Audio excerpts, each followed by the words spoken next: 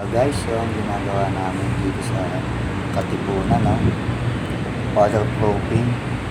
Nag Nagkaroon ng bukol at kaya nilitaw namin para di pasukan ng tubig para maganda.